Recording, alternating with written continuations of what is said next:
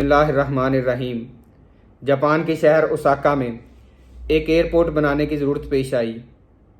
اب ایئرپورٹ ایسی جگہ پر بنایا جانا تھا کہ جو شہر سے اتنے فاصلے پر ہو کہ شہر کی پاپولیشن کو پالوشن کا پرابلم نہ ہو۔ اب اس ایجنڈا پر میٹنگ کے لیے کیبنٹ بلائی گئی، جس میں کنسرننگ ڈپارٹمنٹس کو بلایا گیا، منسٹریز کو بلایا گیا، انجینئرز کو بلایا گیا، یونیورسٹیز سے ایکسپرٹ پروفیسرز کو بلایا گیا۔ کہا جاتا ہے کہ ٹیبل لگا دیے گئے، کافی کے بڑے بڑے کپ بھر دیے گئے، گرم پانی کی بوتلیں ہر چیئر کے سامنے رکھ دی گئیں، لیڈ پینسلز اور پیپرز رکھ دیے گئے۔ میٹنگ سٹارٹ ہوئی۔ اب جب میٹنگ سٹارٹ ہوئی تو شام تک سوال کے بدلے سوال، دلیل کے بدلے دلیل آتی رہی، لیکن کوئی حل نہ نکلا۔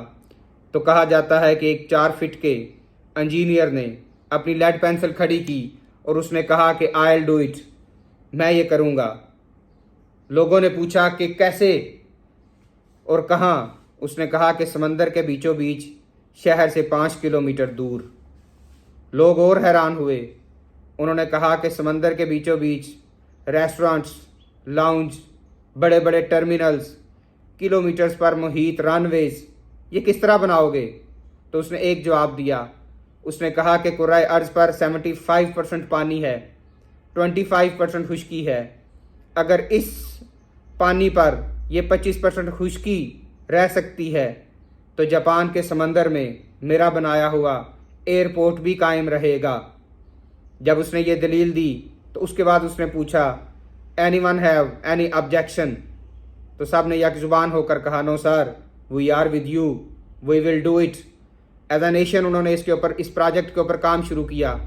چائنا سے پتھر منگوائے گئے، اوساکا سمندر کے ساحل پر بڑی بڑی مشینری لگائی گئی، جہاں پر ان پتھروں کو کرش کیا گیا۔ یہ کرش کیے ہوئے پتھر تارکول کے ساتھ ملا کر، سیمنٹ اور کیمیکلز ڈال کر سمندر میں گرائے گئے۔ سمندر کی 20 میٹر کی گہرائی سے خشکی کا ایک خطہ نمودار ہوا۔ کہا جاتا ہے کہ خشکی کے اس خطے پر چہل قدمی کرتے ہوئے چیف انجینئر نے اپنے جونیئر سے پوچھا شیکوموتو، آنے والے وقت میں جب لوگ یہاں سفر کریں گے، جہاز یہاں لینڈ کریں گے، تو لوگ اس ہمارے آرٹیفیشل لینڈ کے بارے میں کیا رائے رکھیں گے؟ تو اس نے بڑی عاجزی کے ساتھ جھک کے کہا کہ جناب وہ یہ کہیں گے کہ یہ انسانیت کی تاریخ کا ایک بہت بڑا معجزہ ہے جو ہم نے کر دکھایا ہے۔ چشمے فلک نے پھر دیکھا کہ اسی خشکی کے خطے پر پھر بڑے بڑے ریسٹورانٹس بنائے گئے، لاؤنج بنائے گئے، شیڈ بنائے گئے جہازوں کے لیے، اور وہاں پر ٹرمینل، دنیا کا سب سے بڑا ٹرمینل بنایا گیا۔ جب وہ ایئرپورٹ کمپلیٹ ہو گیا تو کہا جاتا ہے کہ پہلی فلائٹ وہاں پر امریکہ سے آئی۔ امریکن فلائٹ جو آئی اوساکا میں، اس میں جرنلسٹ بھی تھے۔ تو جب اس نے لینڈ کیا تو ان جرنلسٹ نے خواہش کا اظہار کیا کہ ہم اس ایئرپورٹ کے خالق سے ملنا چاہتے ہیں۔ پروجیکٹ مینیجر نے اشارہ کیا کہ آپ لوگ مجھے فالو کرتے ہوئے میرے پیچھے آئیں۔ وہ انہیں لے کر ایک کارنر میں جب گیا تو وہاں پر ایک 4 فٹ کا آدمی اپنے سر پر ہیلمٹ پہنے ہوئے لوگوں کو گائیڈ لائنز دے رہا تھا۔ اس نے ہاتھ کی تالی بجائی اور اسے اپنی طرف متوجہ کر کے کہا کہ جناب یہ لوگ آپ سے ملنا چاہتے ہیں۔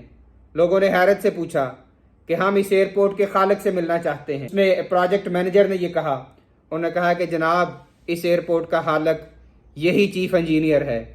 جب اسے پوچھا گیا، خاتون صحافی نے اسے پوچھا، اس نے کہا کہ تم نے یہ in how many years do you complete this project؟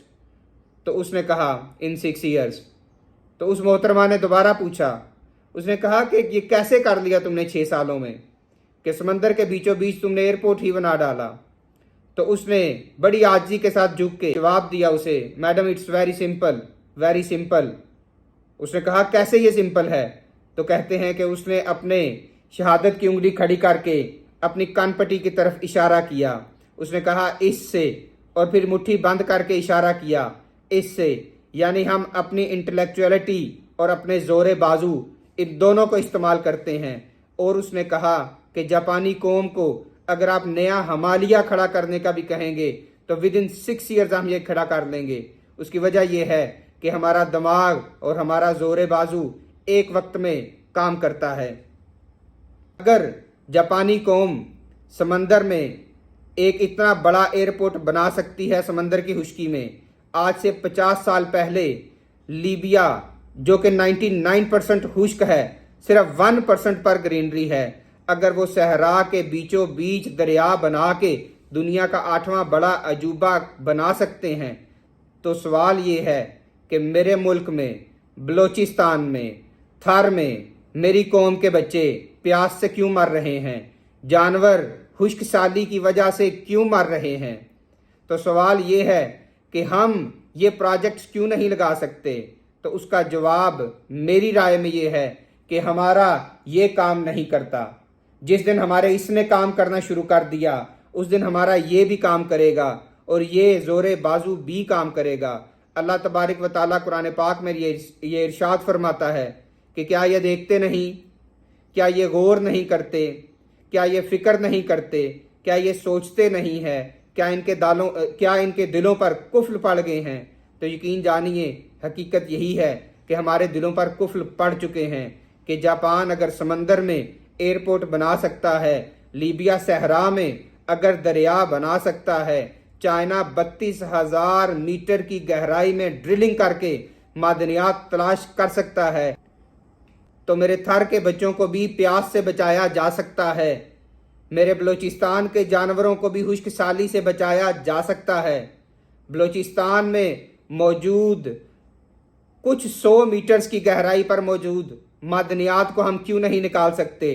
अगर हम उन कुछ 100 मीटर्स की गहराई पर मौजूद मादनियात को निकाल लें तो यकीन करिए कि हम दुनिया की इकोनॉमिक पावर बन सकते हैं। वो जापान के जो 1945 में जिसके हिरोशिमा नागासाकी पर एटॉमिक मिसाइल गिराकर उसे तबाह कर दिया गया, अगर आज वो दुनिया की 6ठी बड़ी मईशत बनकर दुनिया में नमूदार हो सकता है तो फिर हम क्यों नहीं हो सकते। हम भी दुनिया की बहुत बड़ी मईशत बन सकते हैं, लेकिन कब बनेंगे, जब हमारा ये और ज़ोरे बाजू ये तीनों चीज़ें जब इकट्ठी इस्तेमाल होंगी तो यकीन कीजिए कि then we will lead the world. Thank you.